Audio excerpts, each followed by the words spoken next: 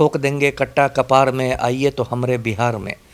तो के विधायक की मतलब हत्या का प्रयास किया गया था, रणधीर कुमार सोनी पर कातिलाना हमला हुआ था, उसमें भी अशोक महतो का नाम आया था। तो एक दुर्दांत अपराधी है। तो लालू यादव तो खुद तेज आदमी है, तो उन्होंने इसको रास्ता बता दिया कि ठीक है तुम शादी कर लो और अपनी पत्नी को चुनाव लड़ाओ। तो अशोक महतो की उम्र लगभग 60 वर्ष है और अभी उसने शादी की कुछ समय पहले, 10-15 दिन पहले, जबकि अभी शादी का मतलब सीज़न भी नहीं है। खैर उसने शादी की और वो पहुंच गया अपनी जो नई नवेली दुल्हन है उसको लेके लालू आवास में, और लालू यादव से उसने आशीर्वाद लिया। लालू ने मुंह दिखाई में दुल्हन को पार्टी का सिंबल दे दिया, लालटेन छाप दे दिया कि जाके अब मुंगेर से लड़ो। नमस्कार, मैं रिया रजक और आपका स्वागत है पीटीएन न्यूज में। अभी हम मौजूद हैं पूर्व आईपीएस अमिताभ दास से। चलिए जानते हैं अशोक महतो के इतिहास के बारे में। तो सर, आपका क्या कहना है अशोक महतो के इतिहास के बारे में? जी, दर्शकों को मैं बताऊं कि जो अशोक महतो है ये बहुत खूंखार अपराधी है और हाल में 18 साल बाद जेल से छूटकर बाहर आया है। और इसके बारे में मैं बताऊं कि ये मूल रूप से नवादा ज़िले का रहने वाला है, पकड़ी बरावा क्षेत्र का है। और अशोक महतो की वहाँ वारसलीगंज क्षेत्र जो है नवादा का, वहाँ पुरानी इसकी अदावत रही है, दुश्मनी रही है अखिलेश सिंह के साथ। और अशोक महतो और अखिलेश सिंह दोनों के गिरोहों में गैंगवार होता रहा है। और जैसा कि होता है बिहार में, इस गैंगवार ने जातीय संघर्ष का रूप ले लिया है और उस जातीय संघर्ष में बहुत सारे लोग मारे गए, बेगुनाह लोग मारे गए, दोनों पक्षों के बेकसूर लोग मारे गए। उसके बाद देखिए अशोक महतो का नाम बीच में राजो सिंह हत्याकांड में भी आया था। जो राजो सिंह कांग्रेस के कद्दावर नेता थे, उनकी हत्या हुई थी, लेकिन सबूत के अभाव में इसमें अशोक सिंह महतो बरी हो गया। उसके बाद अशोक महतो की गिरफ्तारी हुई थी और ये नवादा जेल में था, लेकिन इसने नवादा जेल ब्रेक किया और जेल से फरार हो गया था। उसमें 3 जेल कर्मियों की इसने हत्या भी की थी। इसके बाद अशोक महतो 2006 में गिरफ्तार किया गया था, यहाँ पर देवघर है झारखंड में, और तब से लगातार 18 साल से जेल में था। और दर्शकों को याद होगा बीच में एक नेटफ्लिक्स पर एक वेब सीरीज़ आया था, खाकी द बिहार चैप्टर। उसका एक गीत मशहूर भी हुआ था कि ठोक देंगे कट्टा कपार में, आइए तो हमरे बिहार में। तो उस वेब सीरीज़ में जो चंदन महतो का किरदार है वो अशोक महतो पर ही आधारित था। और बीच में 2012 में शेखपुरा के विधायक की मतलब हत्या का प्रयास किया गया था, रणधीर कुमार सोनी पर कातिलाना हमला हुआ था, उसमें भी अशोक महतो का नाम आया था। तो एक दुर्दांत अपराधी है।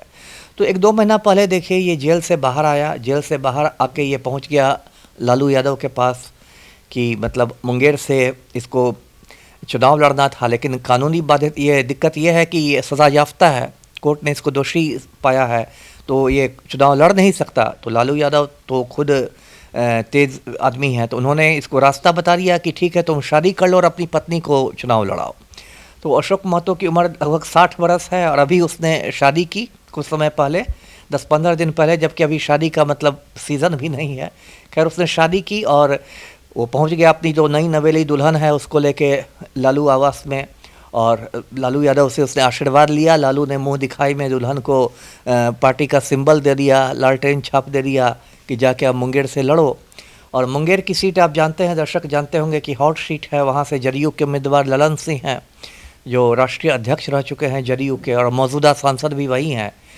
और अशोक महतो की पत्नी उनके खिलाफ खड़ी हो गई है। तो अब मुझे तो लगता है कि अब वहाँ कांटे की टक्कर होने वाली है, बहुत दिलचस्प मुकाबला होगा। जी, अशोक महतो ने शादी कर ली है और शादी करते ही अपनी सिंबल अपनी पत्नी को दिला दी है, तो क्या कहना है आपको इस पे? देखिए कहना यह है कि वहाँ पर अब बहुत दिलचस्प मुकाबला होगा, क्योंकि ललन सिंह तो कद्दावर नेता हैं ही, मौजूदा सांसद हैं ही, और अशोक महतो की जो पत्नी खड़ी हुई है, तो एक तरह से ये अशोक महतो की भी मतलब प्रतिष्ठा का प्रश्न बन गया। एक तरह से मूंछ की लड़ाई हो गई है, उसको भी अपनी पत्नी को जिताना है।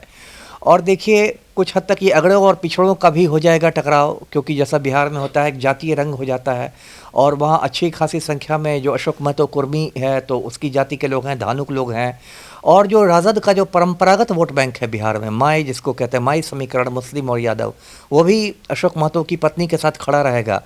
तो इसलिए इस बार ललन सिंह की जो राह है वो आसान नहीं दिखती है। इस बार ललन सिंह को काफ़ी, ऐसे तो अप्रैल मई में ऐसे भी पसीना बहता है, लेकिन कुछ अतिरिक्त पसीना बहाना पड़ेगा मुंगेर की सीट यदि वो रिटेन करना चाहते हैं तो। जी अच्छा, पूर्णिया सीट को लेकर के बात करते हैं। जैसे पूर्णिया में पप्पू यादव को सीट मिलने वाली थी, 7 सीट मिलने वाली थी, पर राजद ने अभी बीमा भारती को अपने उम्मीदवार में खड़ा कर दिया है। तो आपका क्या कहना है इस पर? देखिए, ऐसा है कि 2019 में बिहार में कांग्रेस को 9 सीटें मिली थी और इस बार भी कांग्रेस चाहती थी कि 9 सीटें मिले, कम से कम, उससे कम तो नहीं मिले। तो उसमें एक पप्पू यादव के लिए भी पूर्णिया की सीट कांग्रेस चाह रही थी और पप्पू यादव की एक छोटी मोटी पार्टी थी, जैसा दर्शक जानते होंगे, जन अधिकार पार्टी, जिसको संक्षेप में जाप कहते हैं। तो भी 15-20 दिन पहले पप्पू यादव ने उसका विलय करा दिया, कांग्रेस में उसको मिला दिया। पप्पू यादव की जो पत्नी है रंजीता रंजन, वो पहले से ही कांग्रेस की राज्यसभा एमपी है छत्तीसगढ़ से, और कांग्रेस आला कमान से कहीं ना कहीं पप्पू यादव को ये आश्वासन मिला था कि पूर्णिया से उनको खड़ा किया जाएगा कांग्रेसी प्रत्याशी के रूप में। लेकिन बीच में लालू यादव ने, जो कहते हैं, रंग में भंग कर दिया।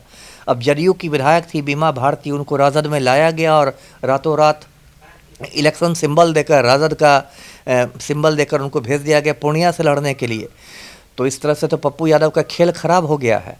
तो एक तरह से मैं समझता हूँ कि लालू यादव ने ये ठीक नहीं किया, ये गठबंधन धर्म का पालन नहीं किया, क्योंकि लालू यादव को चाहिए था कि यदि कांग्रेस आलाकमान ने पप्पू यादव को वचन दे दिया है तो कांग्रेस के लिए वो पूर्णिया की सीट छोड़ देते हैं। पर पप्पू यादव तो बोल रहे हैं कि हम पूर्णिया का सीट छोड़ेंगे ही नहीं, चाहे कुछ भी हो जाए, क्योंकि वो मेरी माँ है, मेरी ज़िंदगी है। पूर्णिया सीट वो छोड़ने के लिए तैयार ही नहीं है।